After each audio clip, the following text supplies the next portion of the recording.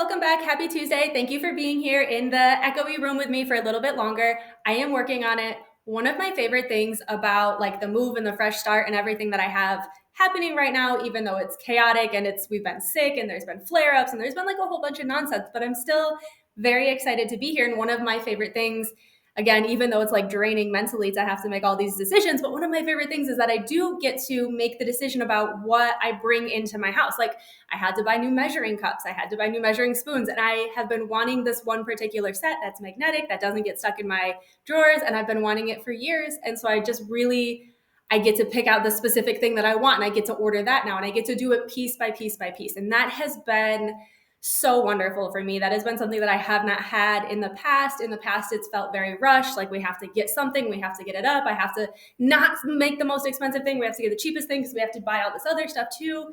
And just really slowing down and really putting so much time and conscious effort into each item has felt so good. It is so freeing to pick the piece that I want because I want it. And of course, like I'm not saying I'm buying the most expensive stuff because I don't even know if I could. I could probably have a lot of money and I still have a hard time paying like $100 for a set of spoons, right? Like it doesn't make sense in my brain, but you get where I'm going with this. It's very, very freeing to pick the pieces that I want because that's what's going to work best. That's what's going to fit best. That's what brings me joy. That's what like channels the vibe that I want for that room. And so I'm just really, really enjoying the process of picking every piece really consciously for a very specific purpose, whether it be for functionality, because that's going to be the easiest for me. That's going to keep things flowing smoothly, which I have to have the systems, I have to have the flow, or because it's going to bring me joy because it's really silly and I laugh every time I see it, or because I've just wanted it for really long and it's never been the time.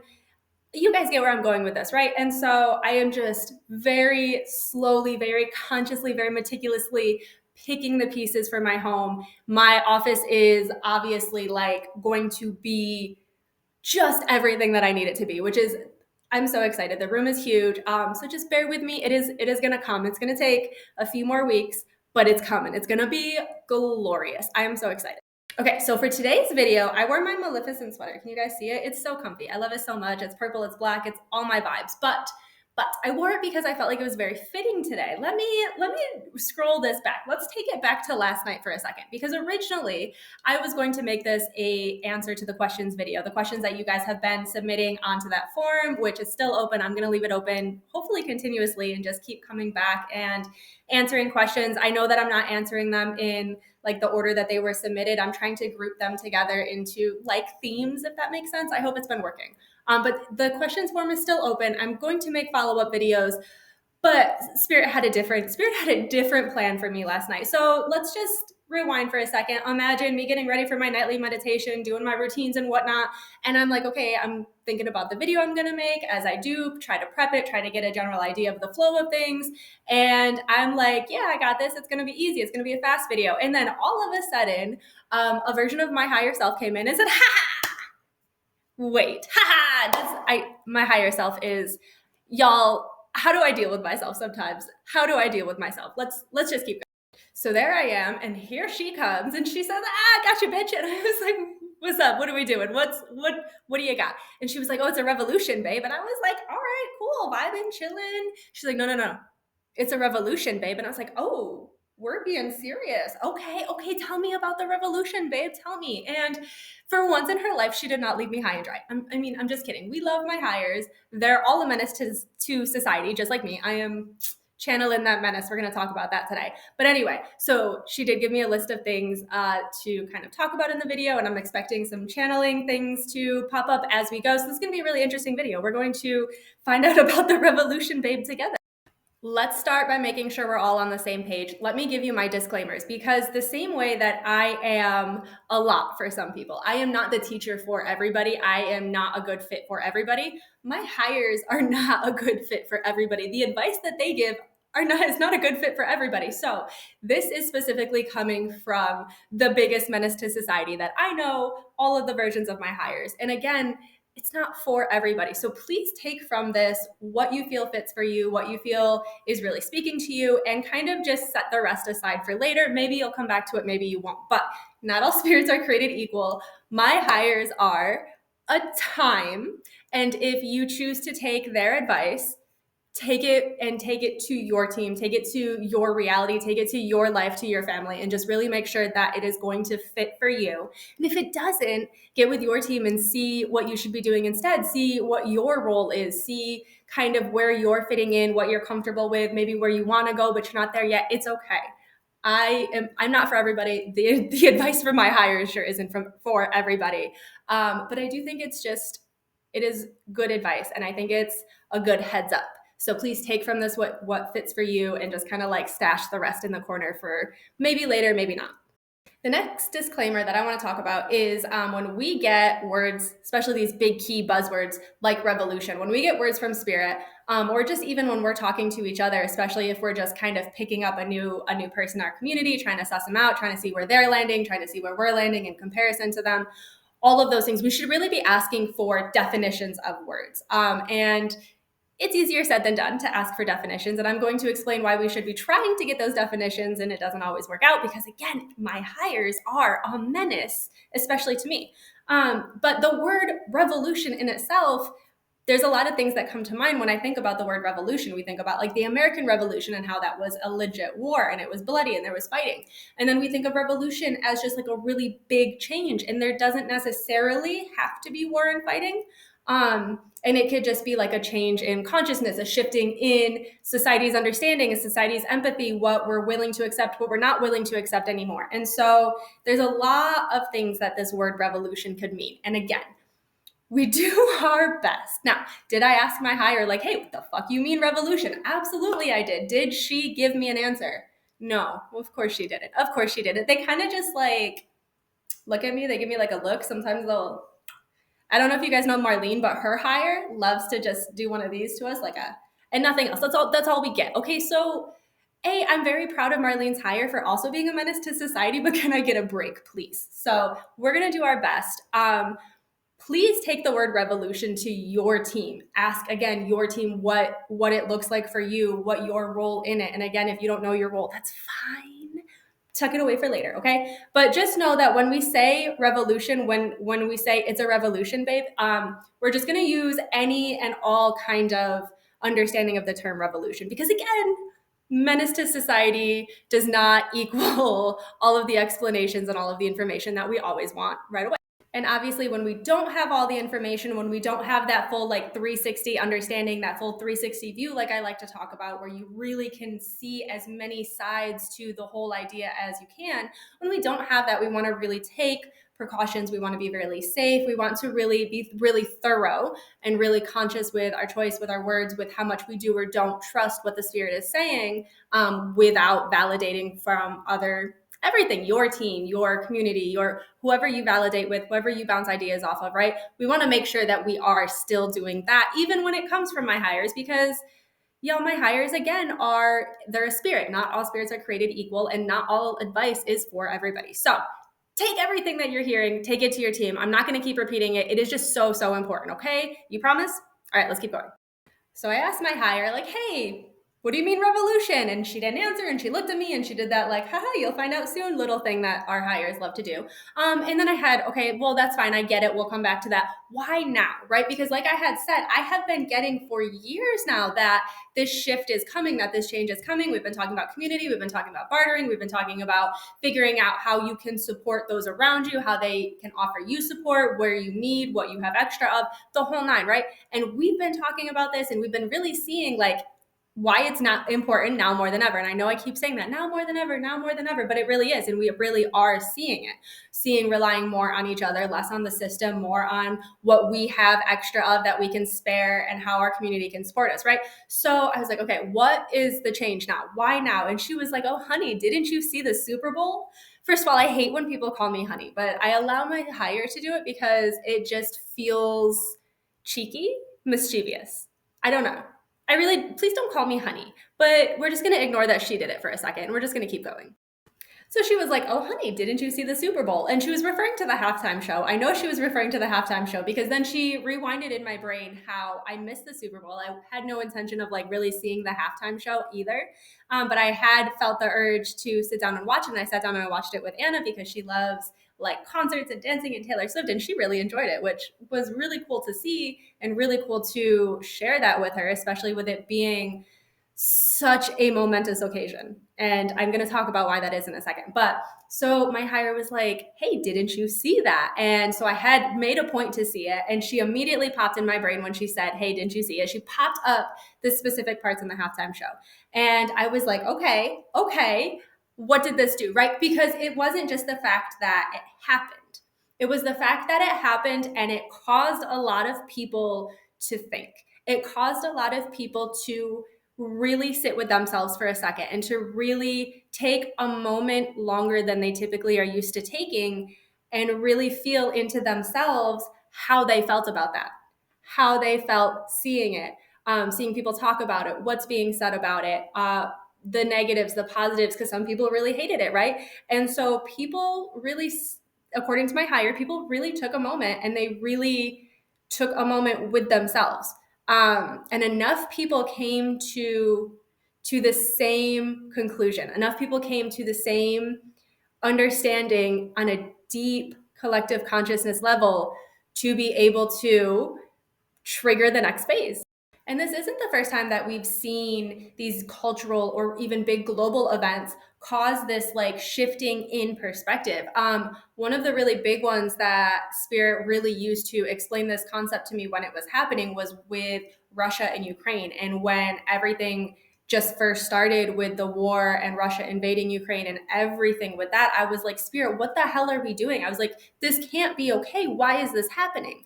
And obviously, when we ask why bad things are happening, there are a number, so many answers that Spirit has. And even though I understand why Spirit has the answers and why things happen in the way that they happen, that doesn't mean I agree with them. That doesn't mean that I don't think, that doesn't mean that I don't demand Spirit come up with a better way. Because I think if we have all these possibilities now, if all of these things and magic and potential and energy, all of these things are coming to Earth, you can find a better way, right? And so I am holding Spirit to that, and I've been holding Spirit to that. And whether I have the authority to hold Spirit to that or not, I don't know. But I do know that I will not condone such things if other ways are possible. And I have very little what's the word I'm looking for? Patience for them saying, well, there's no other way, when they keep telling me that anything is possible right now. So we're just going to keep that in mind as we go through these examples. Even though Spirit has their reasons, even though Spirit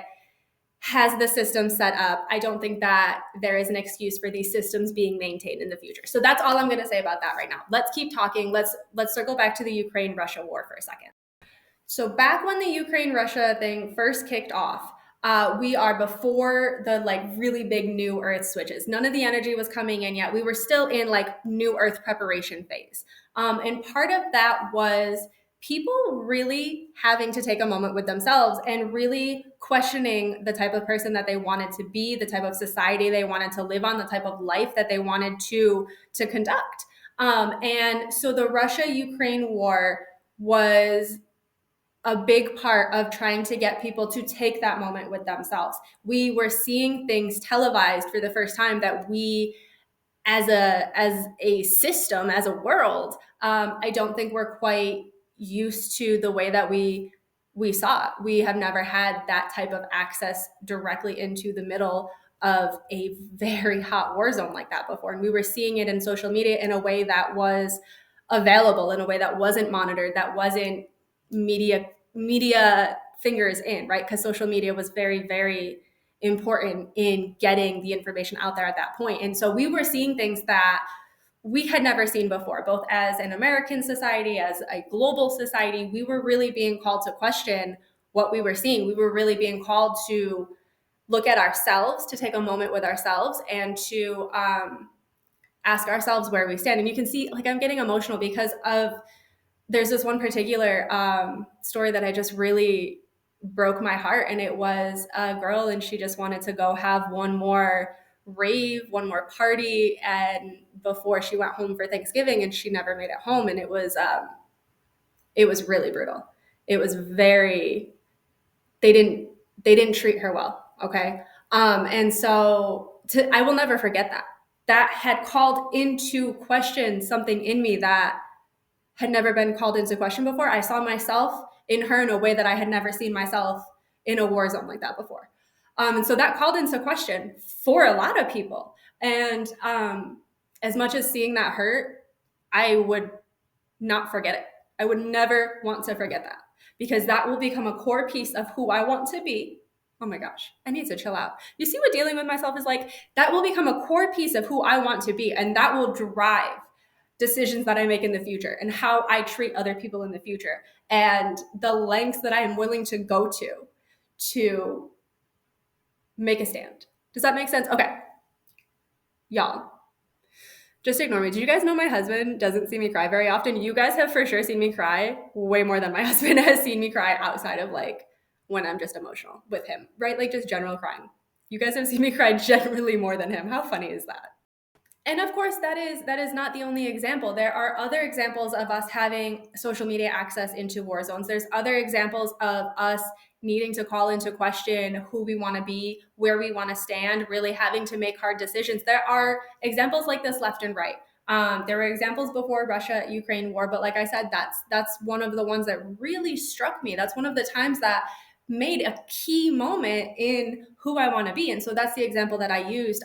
But we have seen examples before that, and we continue to see examples after that. And we are all at different stages in where we're sitting, in what we are able to deal with, and what we feel safe enough to deal with, and what we feel safe enough to heal, and what we just are able to do at the time. So this is just one example, and examples are going to continue to come, and examples have come up before. So we're seeing this increase in just horrible things, but at the same time, it's really calling into question who we are, who we want to be. Things that we maybe have been kept in survival mode for so long, we weren't able to think about these things. We weren't able to have a minute where we felt safe enough and relaxed enough and calm enough to process these things. And now, even though we still probably don't have those minutes, we are being called to do it anyway.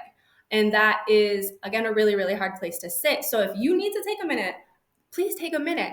And I'm going to talk about that too, but a really important part of this entire process of what I'm going to talk about in this video is being able to bounce back. And if you burn yourself out, if you knock yourself down, if you just keep beating yourself down and you don't give yourself that time to bounce back, that's not what we want. That's not what anybody wants. That's not what you want. That's not what your team wants. That's not what you want for this world. So if you need to take a minute, recharge, and come back more of a menace than ever. And the Super Bowl halftime show did a lot of those things too. It really called into question who and where people stand on so many things. And I don't even want to list off so many things, because the call to action from the Super Bowl halftime show was so huge. So many people felt some type of something in so many different areas. And it really, the symbolism of it and getting people to talk about it and really seeing the hate that's out there for no reason, really seeing the hate that has been taught and the hate that a lot of people really just don't understand. We have seen now more than ever just so much hate being generally accepted, and not just being accepted, but being a source of pride, being a source of, this is who I am as a person. And we are seeing that hate as a personality trait, as a core personality trait, get so big and so out of control in so many different ways that we are again being forced to take a moment with ourselves and to really decide, to really start to think about where exactly we're going to stand in this, where we are going to draw our lines, what is too much, what is, we're saying no more, right? So the Super Bowl halftime show as a whole has brought up this new, I'm going to call it like a call to action energy, where with the Russia and the Ukraine example, it was really heart-wrenching. There wasn't much that we as Americans could do. I know we did our best, and I know we helped where we could help, but as a whole, it wasn't on our soil.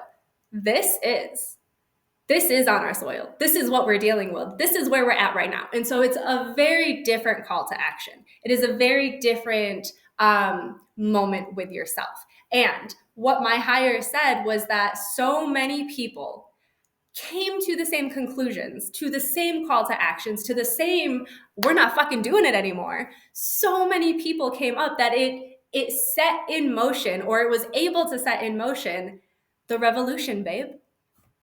Now, a revolution in any sense of the word does not happen overnight. And I don't know their definition of revolution. I think that the revolution is going to look and be different for a lot of different people. But whatever it is, it doesn't mean that we're going to wake up tomorrow and boom, now we have the revolution going. What I do think it means, and this is just my best guess, because again, my hires don't answer questions in the best, most coherent, understandable manner. They are a menace. I don't know how else to explain it, okay? If you think and you look at me and you're like, God, Rebecca, but you're a menace, try living in my brain, okay? It is insane. But I do think that what we are likely to see in the next week or two is a shifting in energy, a shifting in upgrades, a shifting in maybe connecting with our higher selves. I think that we're going to start really, really seeing some of the more magical changes, fingers crossed, that we kind of have been hoping for with New Earth, the things that are going to make it a little less scary, the things that are going to make our resolve a little more solid, to make our strength and our own personal powers that much stronger, to help us get to where we need to be, to make some real change so that our kids don't have to deal with the same things that we're dealing with, right? Because like that's the dream. Whether you have kids or not, whether you're an auntie or an uncle, you can be my kid's auntie or uncle if you're not. We love the aunties and uncles around here. And I don't think that people should have kids just for the sake of having kids. You should only have kids if you really want kids. But whether you have kids or not, whether you are an auntie or uncle or not, I would assume you don't want the next generation to have to deal with this.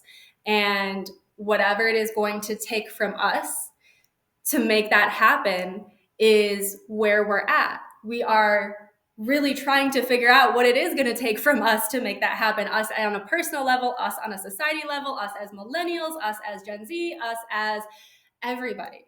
Because it is so multi-part. It is so many stages, so many phases, so many angles to it that it is going to look different for everybody. And some people might have more to give than other people. Me, for example, I know my physical limitations. I know that I can't go out and do some of the things that I maybe could have done before.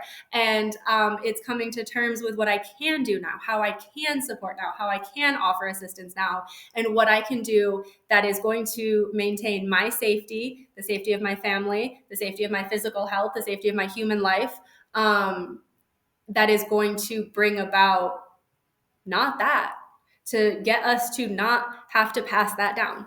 Does that make sense?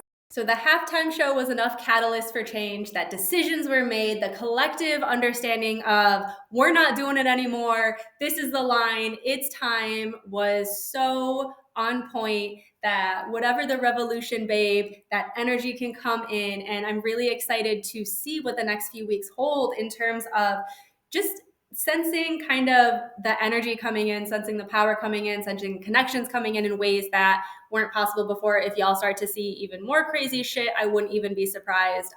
We're to the point now where people message me constantly with the wildest physical reactions happening. So one that stand out to me is I was at the store and I literally saw floating sparkly lights like just next to this person. I think it was like a security person like checking at the door, and next to them was like the weirdest floaty lights. And I am surprised I did not get pulled into a back office with how weird I was staring at the security guard. But the lights disappeared. And that's when I knew that I probably need to go somewhere else because I look crazy.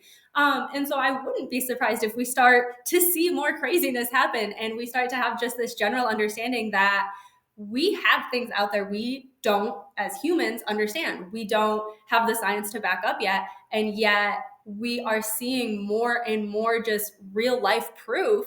Whatever you need to see for proof, we're seeing more and more of it come down and manifest in very physical ways. I think that is wild. I think we're already at a wild point, and I think that we need to hold on to our horses because it's going to get even more wilder. But I am very excited, and I am very optimistic, even though things generally get worse before they can get better. And let's just use the American Revolution way back when for the example for this one. when we learn about the American Revolution in the American school system, it's taught as a point of pride. And like, okay, yeah, you saw a problem, you fucking fixed it, you handled that shit, you got it done. That is a pride point. But in that pride, it's really easy to forget that there were real people living it, that there were real things that caused this revolution to come up. And those things had to get so bad that the alternative of not having the revolution, of just living with it, was so much worse than the revolution itself, right? Like it had to get so bad that it was so bad for so many people that whatever was going to happen was better than where they were at right now. And that is a really, really scary place to be. And that is a really, really hard place to get people to be. And there are a lot of capitalistic things that I'm not going to get into in this video that have made it so getting people to that point is nearly impossible. We are already in survival mode. We are already stressed out. We are already taught to grind. We're already taught to not take a moment to ourselves, to not listen to our inner truths. We're taught to ignore it, to push it down, to do this, to do that. That's on purpose. All of that is on purpose. The mass onslaught of media right now, of terrible things, of things that are making us want to cocoon up into a ball and never come out again, that is on purpose. That is to keep us so that we cannot get to the point where we are going to demand something better. And so it is very likely to get worse before it gets better. Now, do I think that it's going to get all the way to the point of a like American Revolution again? I don't know. I don't think it has to. I think that we can have real change without that point, but I don't know if it's in the timelines or not. What I do know is, again, what I can do right now. What I do know is that I can come on here and I can make these videos and I can get you believing in yourself again, and I can get you trusting yourself again. And we can have a community together. That's what I can do. And what happens after that, I have done my part. I have played my role. I will continue to do my part and I will continue to play my role because I have balance, because I do take time to recover, because I do take time to come back to my center, to take hard moments with myself and to find out where I stand and to be okay. And I can come back again and I can continue to get you guys to trust in yourself. And I can continue to build this community because I have learned how to bounce back. And that learning how to bounce back has made me the biggest menace to society that I ever have been in my entire life. And knowing that I can be even more of a menace because I am learning to bounce back is so exciting. It is. This is where my higher self, this is where I get that look from my higher self, where I don't want to say, but I know it's going to be so exciting. And that has been such a key point, not just in the conversation that I had with my hires about the revolution, babe, but just in conversations I'm having with people right now. Because being the most healed version of yourself, I think, is truly the biggest menace to society move that you can make. And I love a good menace to society, especially right now, especially during the revolution, babe, right? Like, I love somebody who can't be controlled. I love somebody who can't stop running their mouth, right? I have to say that because I can't stop running my mouth. And I love myself. Maybe I could do it a little bit differently. Maybe one day I will have to do it a little bit differently. Maybe my needs, my safety, where I am, there's a lot of things that could come up. There's a lot of things that could make me alter my behavior. But there are very few things that can make me change who I am.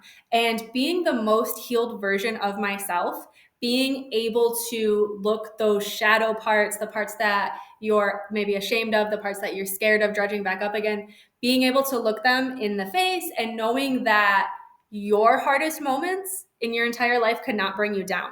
They could not. You're still fucking here. Your hardest moments gave you the strength and the power to make it to where you are today. And you have healed from them and you have interjoined them in who you are, and nothing will make you change who you are at that point.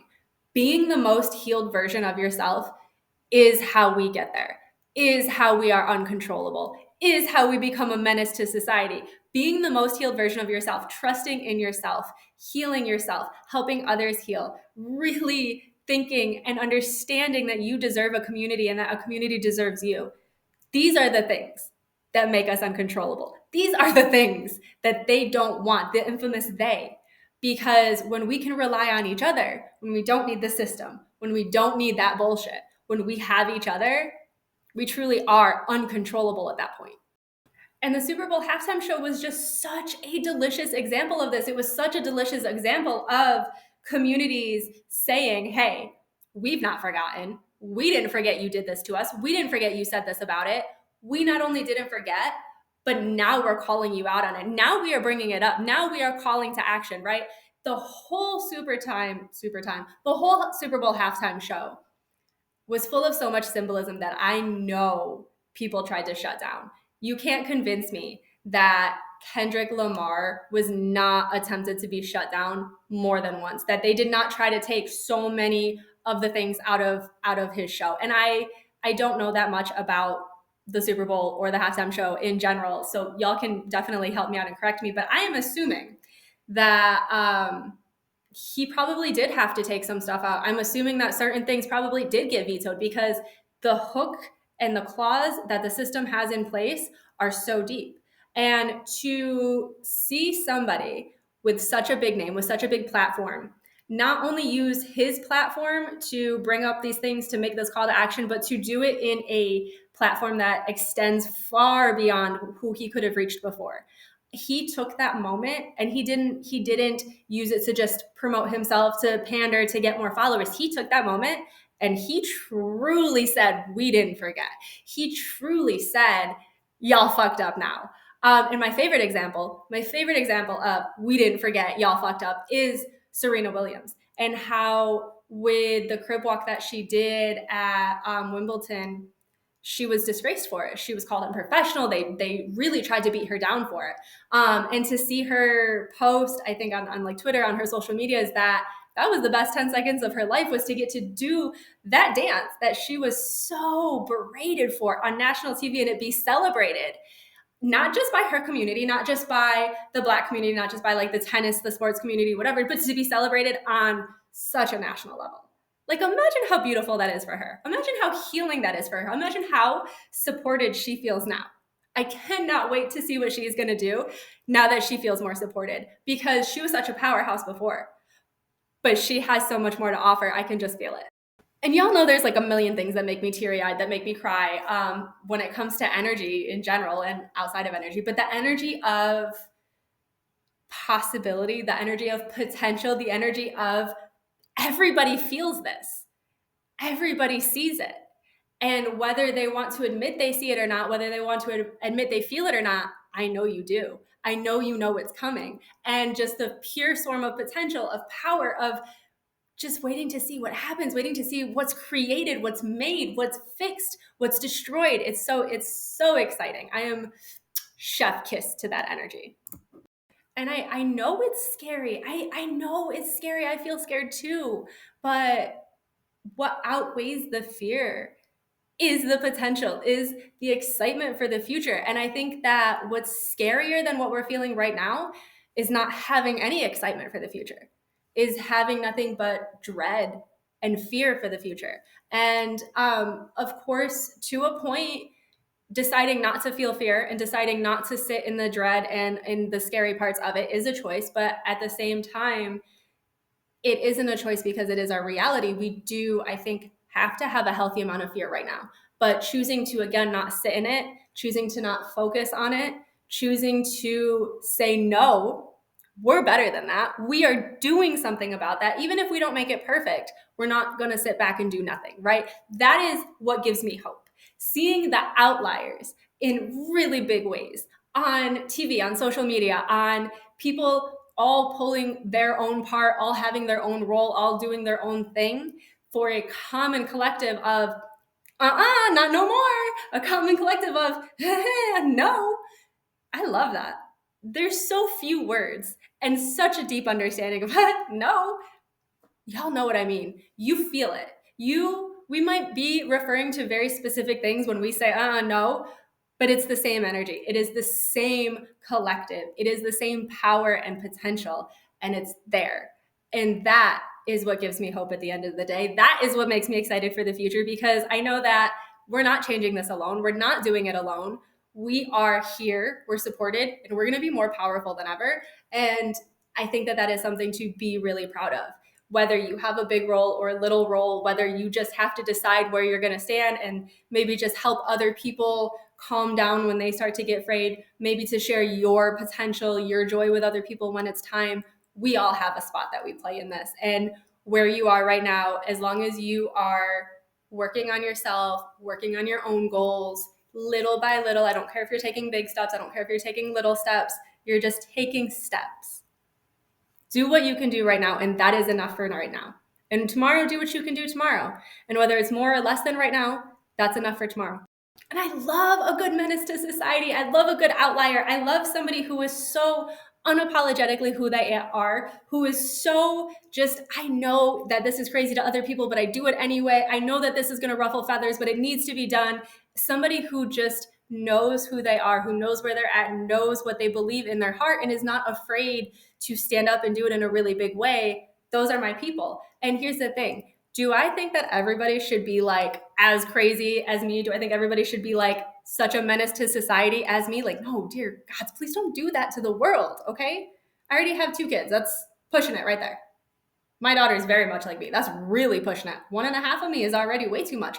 Be you. But I hope that what you take from me is a little bit of confidence. I hope that when you are afraid to say the thing, to do the thing, to wear the thing, I hope you think of me and I just say something fucking wild and crazy in your brain. I hope that my wild and crazy, my outlier, my insanity gives you a little bit of power, gives you a little bit of strength, of purpose, of confidence in who and what you want to be, in the type of person you want to present. And I hope that somebody else is looking at you and gaining power and confidence and creativity and all the things that they need from you. Because being who we are, being the most healed version of ourselves, is the true power, is the true menace to society.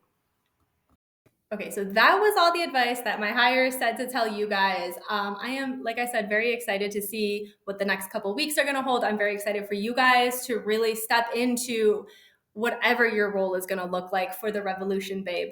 I do have one more thing that I want to read to you, but it is really heavy. And so if you are somebody who just needs to take a moment and end on a positive note, I would recommend stopping the video here. I'm just going to give you a second.